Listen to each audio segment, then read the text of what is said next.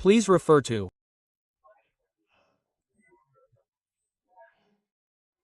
page 25, fourth line from the bottom, starting from the last word, of the commentary on the Mahayana Sutra of Immeasurable Life.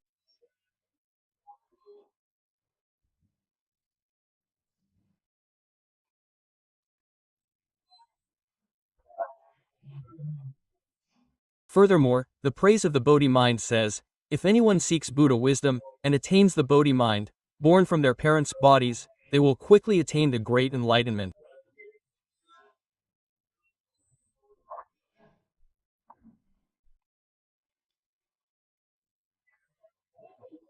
What these 4 verses say, the first verse speaks about learning Buddhism. Our fellow practitioners must pay attention to what we are learning in Buddhism. It is seeking Buddha wisdom. Where is Buddha wisdom? Buddha wisdom is inherently present. Although it is inherently present, we have lost it through delusion. Seeking Buddha wisdom means rediscovering the inherent prajna wisdom in our self-nature. That is called learning Buddhism, truly learning Buddhism. In the Great Sutra, every moment reminds us of a statement that the Buddha said many times, one is all, and all is one.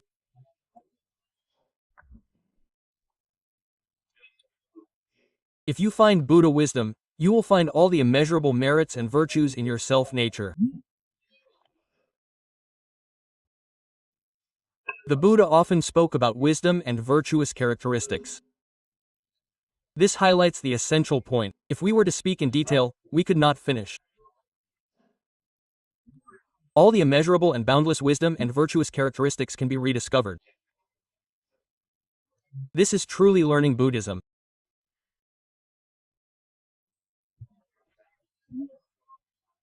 The most important thing in seeking Buddha wisdom is to cultivate the Bodhi mind.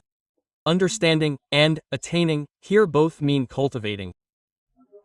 Understanding means being clear and without obstacles. Attaining means reaching. What is the Bodhi mind? Yesterday I told you that it is sincerity, purity, equality, right enlightenment, and compassion. That is complete.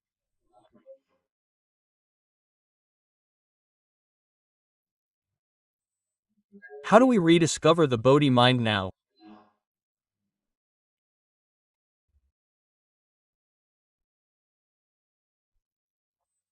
Firstly, our minds are not sincere.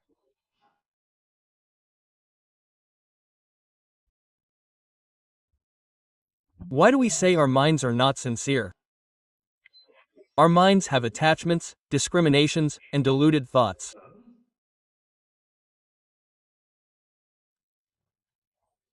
Master Zheng Guofan defined the word sincerity as not giving rise to a single thought. If there is a single thought, then it is not sincere. This has the same meaning as what the Buddha said in the scriptures.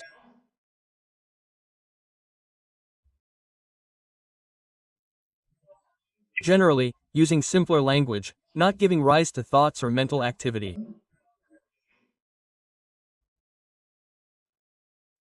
Is the true mind. Giving rise to thoughts and mental activity is the deluded mind. Why do we have a deluded mind? The Buddha spoke very well, saying that one moment of unawareness leads to ignorance. This one moment of unawareness is ignorance, called beginningless ignorance.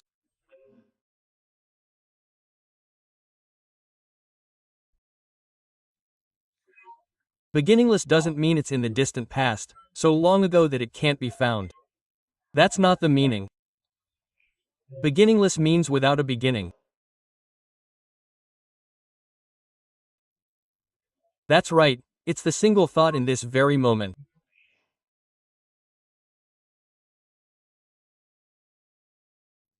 Maitreya Bodhisattva said that in 1 second, we use seconds as a unit of measurement now. If you snap your fingers 5 times in 1 second, there are 1,600,000 trillion thoughts. One thought within that is called a moment of unawareness. It's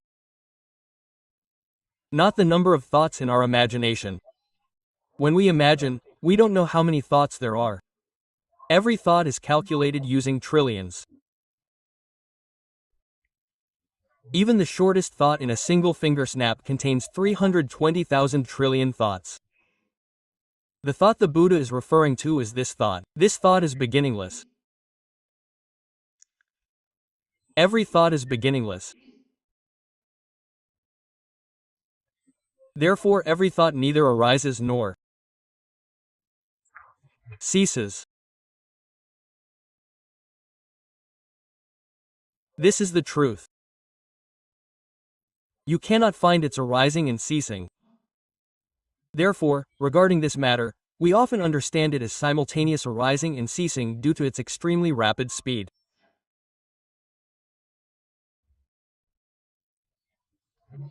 Not only is it impossible to describe in language, but even our sixth consciousness cannot grasp it. The sixth consciousness, which is the most discerning, still cannot grasp it.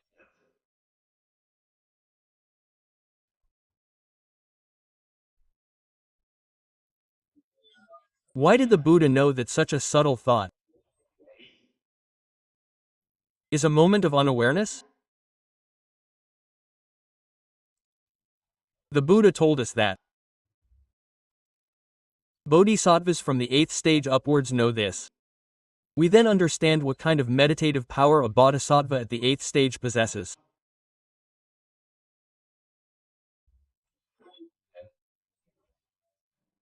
If you cultivate meditation to the 8th stage, you will see that the mind must be so pure to perceive that extremely subtle vibration of life.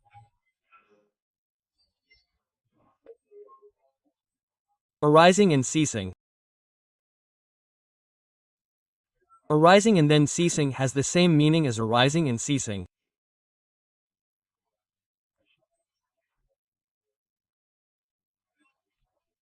Therefore, bodhisattvas at the 8th stage see it, the 9th stage sees it, the 10th stage sees it, the equal enlightenment stage sees it, the wonderful enlightenment stage sees it. Many people see it, not just one. Therefore, bodhi, enlightenment, is an instantaneous moment of awakening.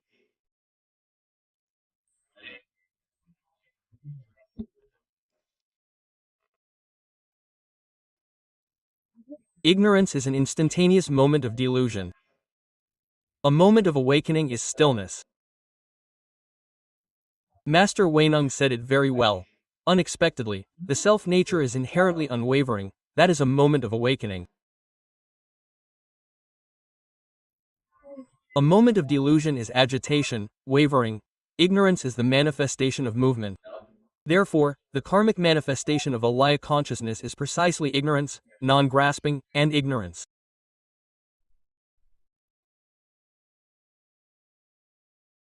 Therefore, if we seek Buddha's wisdom, we must certainly cultivate the Bodhi mind. Currently, our minds are not sincere.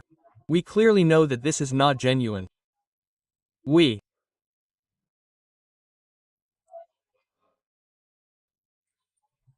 must learn from the Buddha, learn from the Bodhisattvas, use a sincere heart, and use genuine intention, starting right now, without waiting.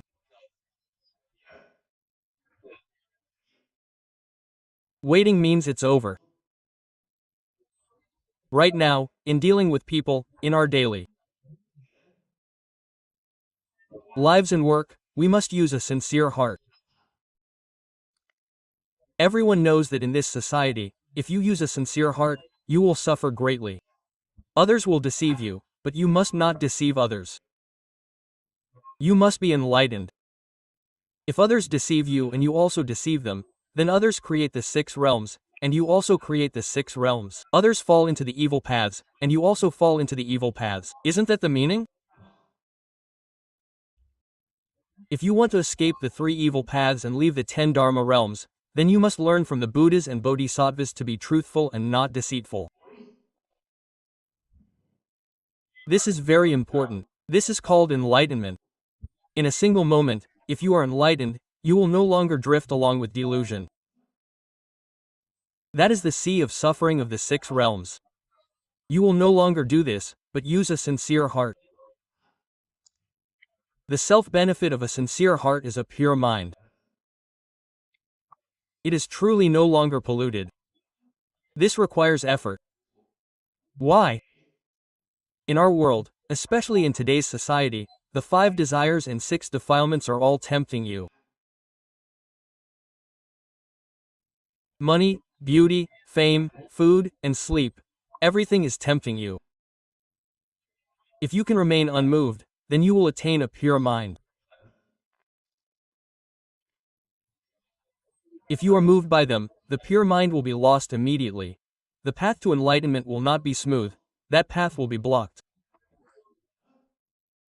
A pure mind makes the path smooth. After attaining a pure mind, one must take another step, attaining equanimity. Equanimity is the Buddha mind. It is the Buddha in the 10 realms of existence. It is the Buddha mind. A higher level is the true Buddha.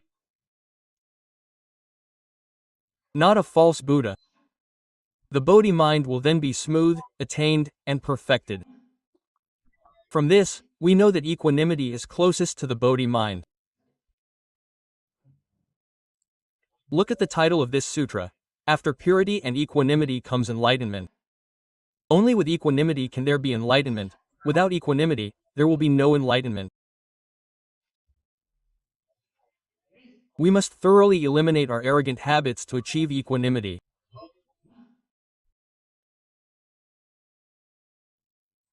From this, you can understand why we must learn humility. Why must we be humble towards others? Humility towards all sentient beings is essentially to connect with the Bodhi mind. Even the slightest trace of arrogance hinders the Bodhi mind.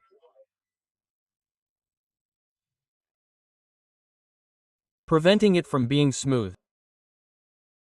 Tell me, who benefits from humility? It greatly benefits oneself, not others. It makes one's own Bodhi mind smooth. You see how important this issue is.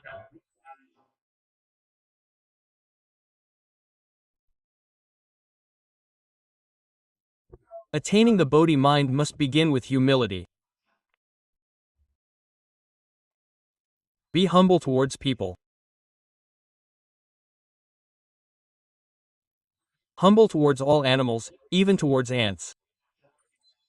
We call them bodhisattva ants, bodhisattva mosquitoes. Having a respectful heart towards them from within, they will feel it.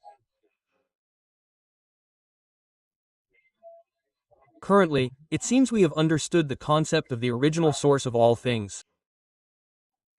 We know that every dust particle, every hair, or in modern scientific terms,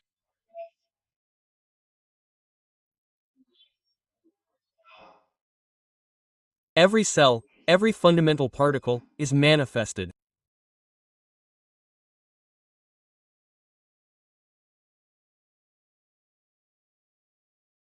From the 5 aggregates: form, feeling, perception, volition, and consciousness.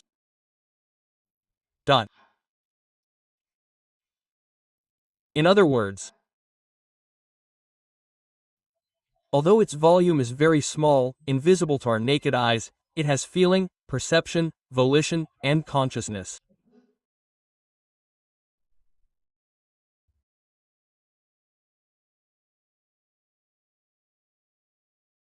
These things are the alaya consciousness. It can manifest and expound the Dharma. All phenomena are composed of these fundamental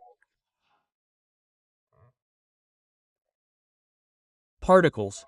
Some scientists say that these fundamental particles are a shocking phenomenon. It's not wrong to say that it is indeed a shocking phenomenon. A single thought is an oscillation of life. It arises from the oscillation of life itself, This is absolutely correct. If there is no movement, there is nothing. No five aggregates. Therefore, when prajna wisdom manifests, it illuminates and sees that the five aggregates are all empty. Currently, we know that the five aggregates are fundamental particles.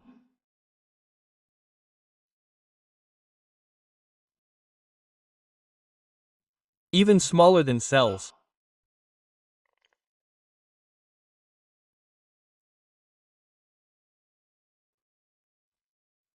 If one can truly understand this, then the body born of parents can quickly attain great enlightenment. These two sentences mean achieving complete and ultimate Buddhahood in one lifetime.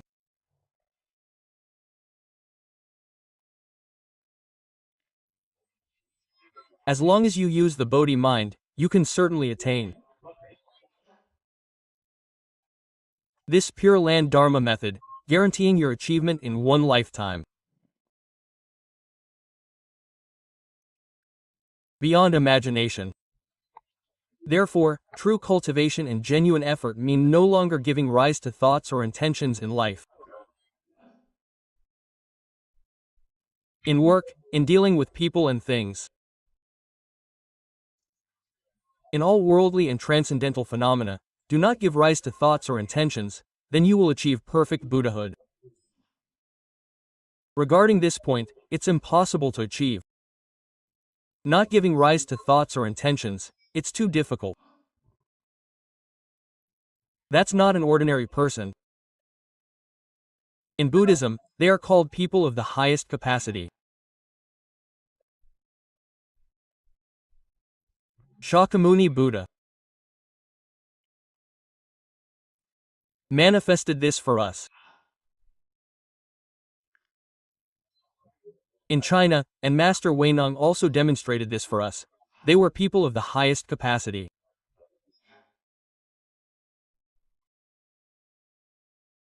People of medium and lower capacity have heavy karmic habits and afflictions accumulated over countless eons.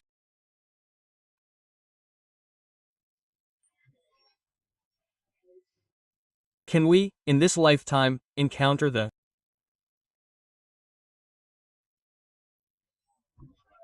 conditions to cultivate ourselves? Master Shandao said something very good. It all depends on encountering different conditions. Conditions are opportunities. If you encounter very good conditions, you can achieve enlightenment in this life. You can turn around, encounter the sacred teachings, encounter Mahayana Buddhism, encounter Pure Land Buddhism. These are all conditions.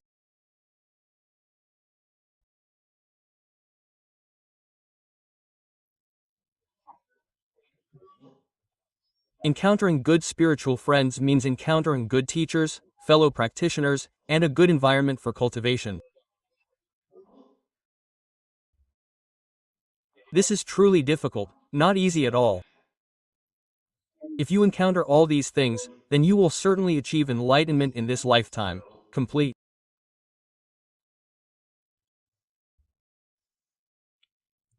affinity, complete virtuous roots, complete merit and virtue. Virtuous roots mean the ability to believe and understand. Merit and virtue mean truly practicing.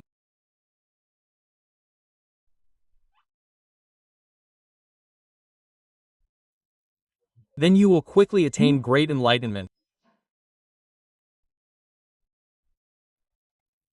Let's look at the following passage again. The King of Sutras, the Avatamsaka Sutra, says that forgetting the Bodhi mind while cultivating various virtuous practices is called demonic karma. The Avatamsaka Sutra says this. We read it, but have we forgotten the Bodhi mind in our practice?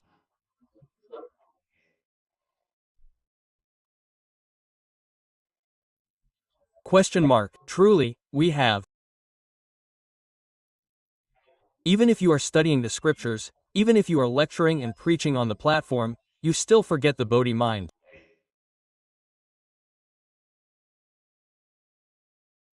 Why do you forget? Because you lack a sincere heart.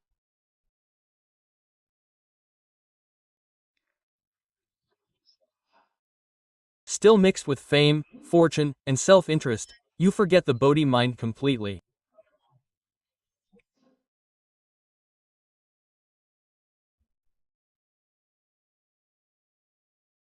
In other words, as long as there are deluded thoughts, discrimination, and attachment, there is no Bodhi mind. What is that? That is the mind of sentient beings in the 6 realms. It is the mind of reincarnation. Using the mind of reincarnation to lecture on the scriptures is also creating karmic deeds of reincarnation. It is merely virtuous karma within the karmic deeds of reincarnation. The future retribution is in the 3 good paths. You cannot escape the 6 realms of reincarnation. This is demonic karma.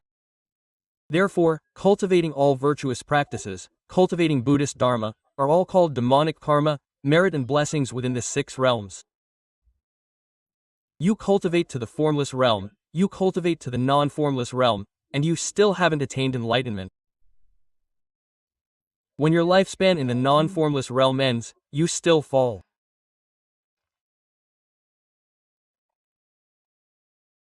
The proverb says, the higher you climb, the harder you fall. Climbing to the realm of neither thought nor non-thought. After death, the Buddha tells us in the scriptures that they usually fall into Avicii hell. Why? Because their faith is wavering. That person mistakenly believes that the realm of neither thought nor non-thought is the great nirvana that the Buddhas attain in that realm. They mistakenly believe that they themselves have attained great nirvana. Neither birth nor death. When their meditative power is lost, the scriptures say that their lifespan is also their meditative power. For 80,000 great kalpas, when these 80,000 great kalpas are over, their samadhi will disappear. Before it disappears, they think that in the past, the Buddhas and Bodhisattvas deceived them, saying that attaining great nirvana means no birth and no death. Why are their afflictions still manifesting now? That one thought immediately creates the karmic sin of Avicii hell, selling out the sages,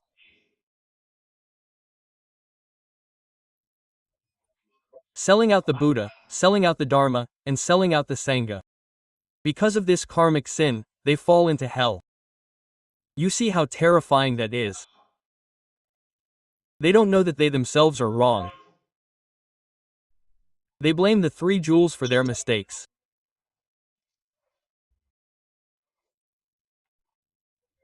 The importance of generating the Bodhi mind cannot be overstated. We must remember this. Let's look at the next section. Masters like Yuan Shao, who was mentioned earlier, believe that generating the Bodhi mind is the primary cause, and reciting the Buddha's name is the supporting cause. In the essential explanation, Master Uyi used this meaning. In the essential explanation of the Amitabha Sutra, explained by Master Uyi, whether one can be reborn in the Pure Land is determined by whether one has faith and vows. You see, faith and vows are the primary cause. The depth or shallowness of the Buddha recitation practice determines the high or low grade of rebirth in the Pure Land. Whether one can be reborn is determined by faith and vows. The high or low grade is determined by your Buddha recitation practice. Master Uyi's words have the same meaning as those of masters like Yuan Shao, masters like Shandao and Lingzi of our country, and those in the Japanese Pure Land School, who consider reciting the Buddha's name as the main practice and generating the Bodhi mind as the supporting practice.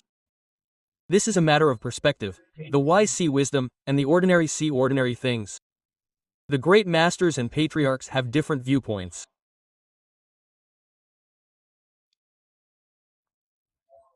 Some believe that reciting the Buddha's name is the main practice, and generating the Bodhi mind is the supporting practice.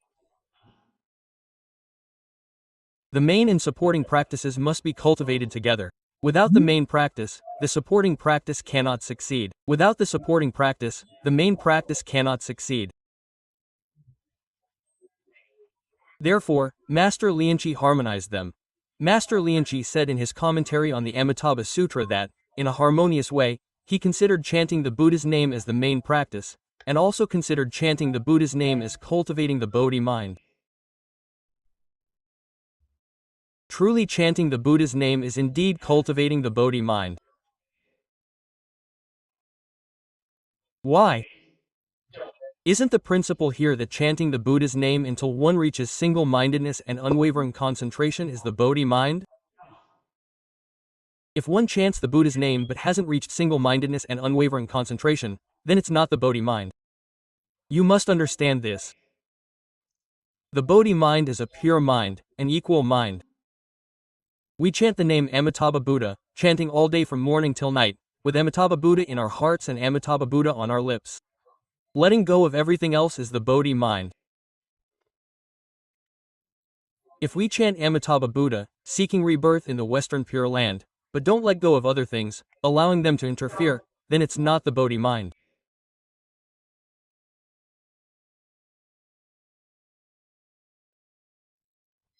Both theories are reasonable. Master Lianchi harmonized them. This is one is all, and all is one. A non-dual Dharma door. The Bodhi mind and chanting the Buddha's name are one, not two. Those who truly chant the Buddha's name have indeed perfected the Bodhi mind. Otherwise, how could they have such auspicious signs when they pass away?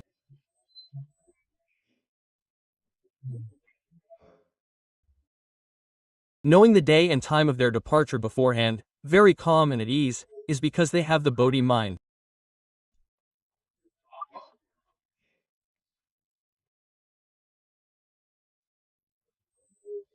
Master Lianchi, in his commentary, used both theories to harmonize the meaning.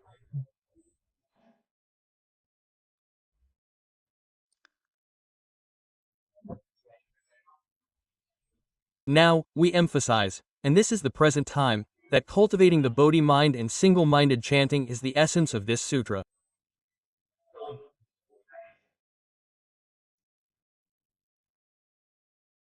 This combines cultivating the Bodhi mind with chanting the Buddha's name.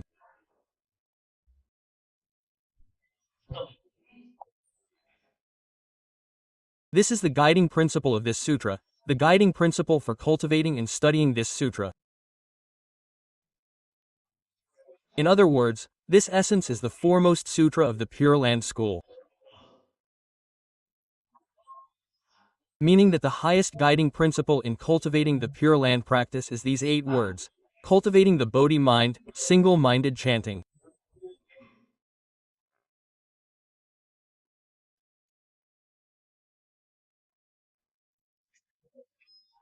This uses the theories of both schools, the 2 schools of thought.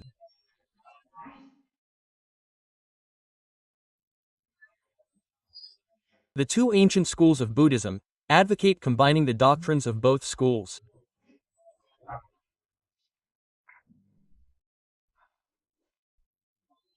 And also refer to a title that truly aligns with the intentions of Master Lianchi.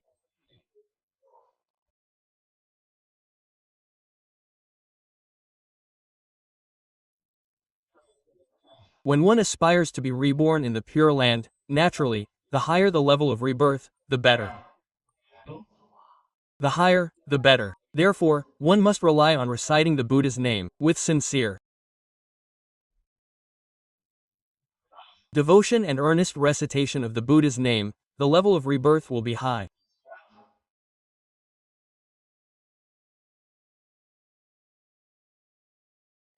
We must clearly and thoroughly understand these meanings. This will be very beneficial to our own practice.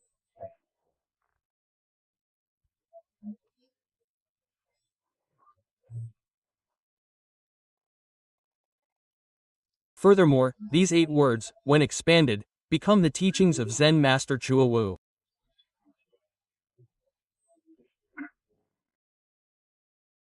Expanding these 8 words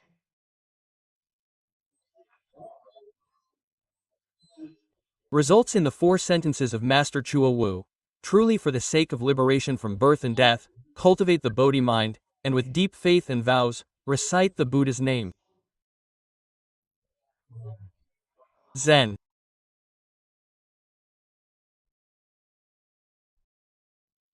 Master Chua Wu said this.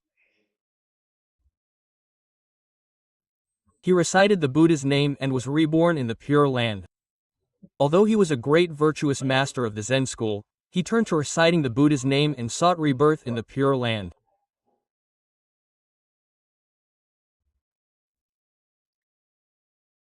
We must remember these 16 words. Truly, for the sake of liberation from birth and death, no more birth and death in the cycle of reincarnation. The suffering of birth and death in the cycle of reincarnation is indescribable.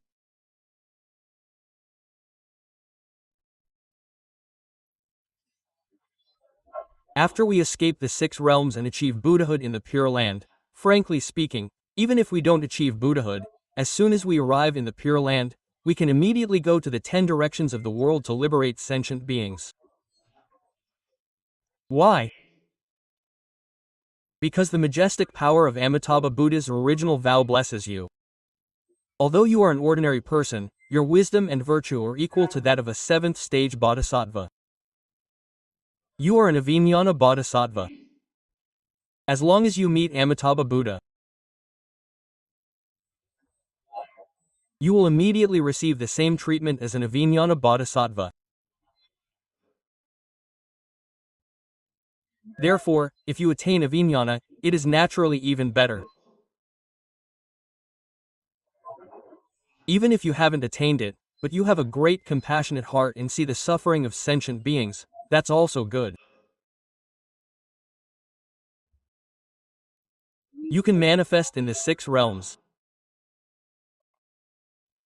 Amitabha Buddha and the great bodhisattvas will constantly take care of you.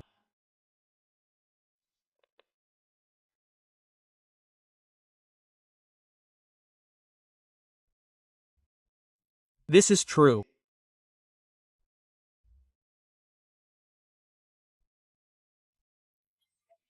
Attaining Avijnana in the Pure Land, Adui Viet Tri, is a practitioner of the 3 types of non-retrogression, which is the 1st stage bodhisattva of the perfect teaching in the Avatamsaka Sutra. When they manifest in the 6 realms of existence, will they be deluded or not? They will not be deluded. Why? Because they have attained enlightenment. How can one who has attained enlightenment and seen their true nature regress? There is no such principle.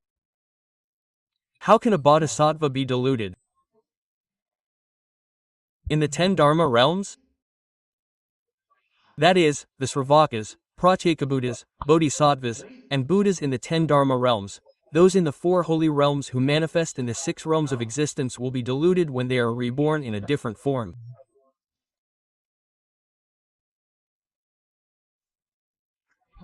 The Dharma body bodhisattva is not subject to this. Only the non-retrogressive bodhisattva in the 10 Dharma realms exists. Their practice may regress, let alone their thoughts.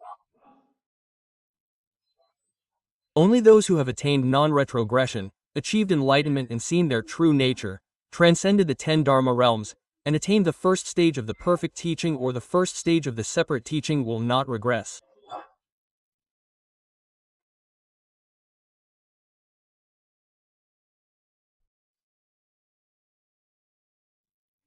At this stage, the Buddhas and Tathagatas still bless them,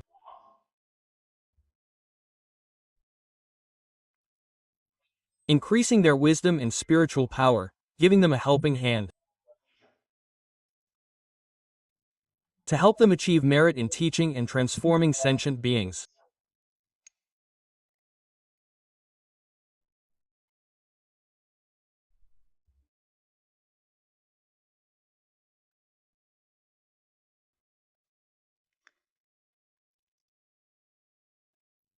Next, to summarize, the above is an elaboration of the 4 sentences of the enlightened master. In short, it is faith, vows, and chanting the Buddha's name, which Master Uyi advocated. Master Uyi said these 4 words are simple, and these 4 words were practiced. Throughout his life by the Venerable Master Yin Guang, the 13th patriarch of our Pure Land school.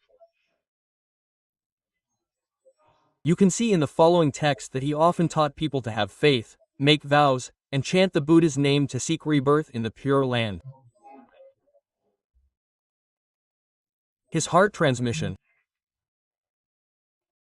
The Dharma he transmitted includes the following words: fulfill the 5 precepts, complete one's duties, eliminate evil thoughts, maintain sincerity, have faith, make vows, and chant the Buddha's name, seeking rebirth in the Pure Land.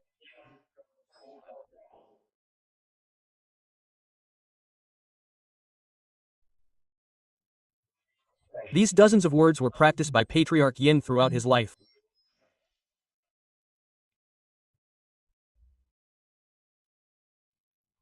He thoroughly understood these words.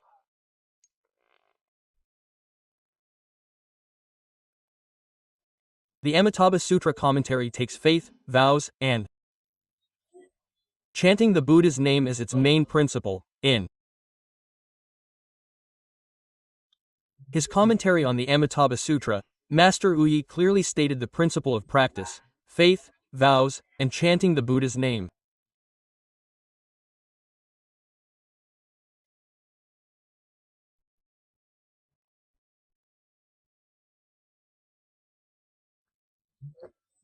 Because the Amitabha Sutra and this sutra are the same text, a longer and shorter version, the guiding principles are similar.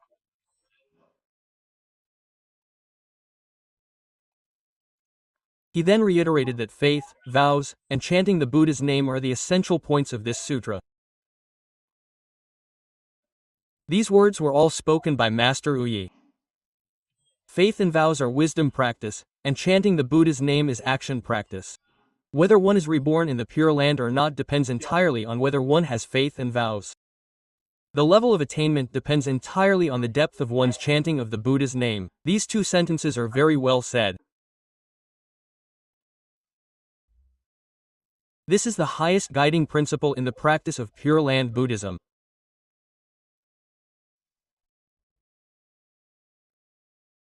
Therefore, wisdom practice guides action practice, which is the correct practice.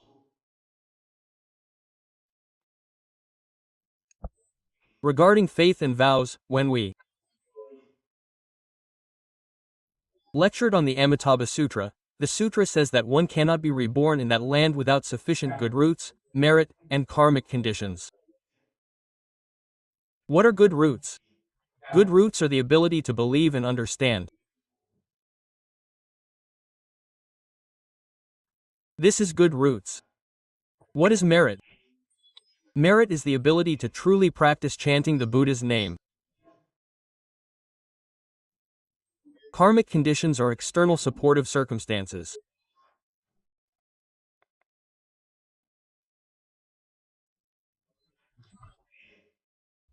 You encounter this Dharma door, you meet virtuous teachers who practice this Dharma door, and they come to help you. This is external support. If you have all 3, good roots, merit, and karmic conditions, you will definitely be reborn in the Pure Land.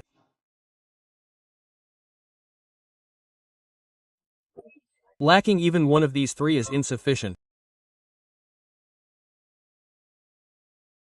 If you have merit and karmic conditions but lack good roots, what will happen when you encounter the Dharma? You won't believe it. And you won't be able to understand it. Therefore, the intention to chant the Buddha's name and the intention to seek rebirth in the Pure Land will not arise. If you lack merit, you may believe and understand, but you cannot practice.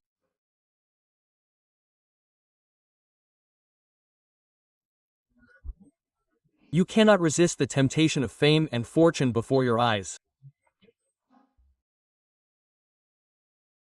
It's not that you don't understand, but the temptation is too strong. You know it's wrong but still commit the transgression. There are many such people, not just a few. Therefore, the fact that Master Yin Guang advocated the education of cause and effect throughout his life is extremely reasonable. What happens when you understand cause and effect? When you understand cause and effect, you will know that the issue of birth and death is indeed a major matter. For countless lifetimes, we have been deluded and confused, engaging in these actions, creating countless karmic connections with all sentient beings. When we truly understand clearly, that is, when we understand the true nature of the principle of cause and effect, and truly awaken, we will stop doing these things and resolve not to do them again. In this life, I must definitely escape the 6 realms and the 10 Dharma realms. This is the power of cause and effect. Then you will truly practice. True practice is great merit and virtue, immeasurable merit and virtue.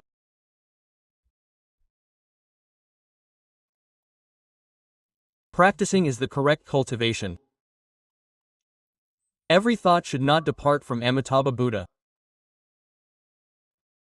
One thought in accordance is that thought is Buddha. Every thought in accordance means every thought is Buddha. Being in accordance with Amitabha Buddha is like using your eyes and feet simultaneously. This is an analogy for easier understanding. When we see the path, we take a step forward.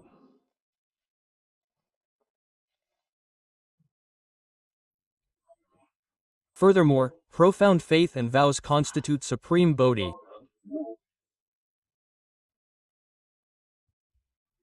Combining faith and vows is truly the guiding principle of Pure Land practice. Relying on this to uphold the Buddha's name is the correct practice.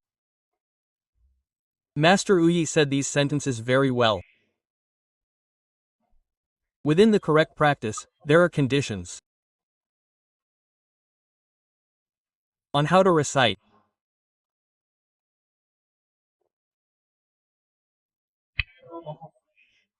This Buddha name contains profound faith and vows. The vow to be reborn in the Pure Land.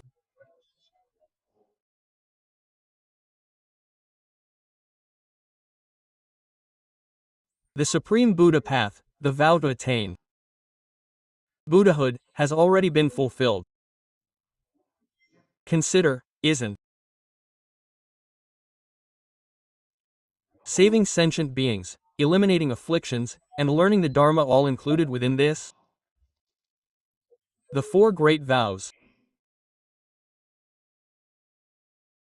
The later sentences are deeper than the earlier ones. Having the first condition doesn't necessarily mean having the second. Having the second condition definitely means having the first. Having the last condition definitely means having all 3 previous conditions. Therefore, it is complete. Thus, profound faith and vows are supreme bodhi. Combining faith and vows is the guiding principle of Pure Land practice.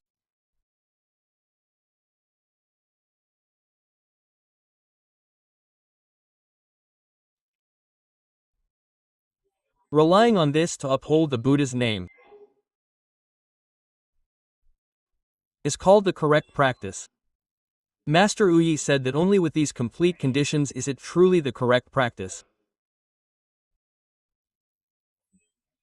The Great Amitabha Sutra, this is the Infinite Life Sutra. It also considers the vow to attain enlightenment as important, completely consistent with this. Among the 48 vows, the 18th vow is to uphold the Buddha's name, and the 19th vow is to cultivate the Bodhi mind.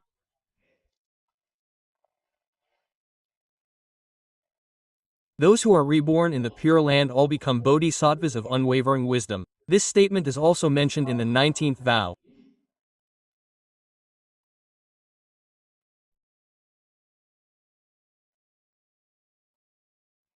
It can be seen that faith, vows, upholding the Buddha's name, and cultivating the Bodhi mind with single-minded concentration are indeed the same principle.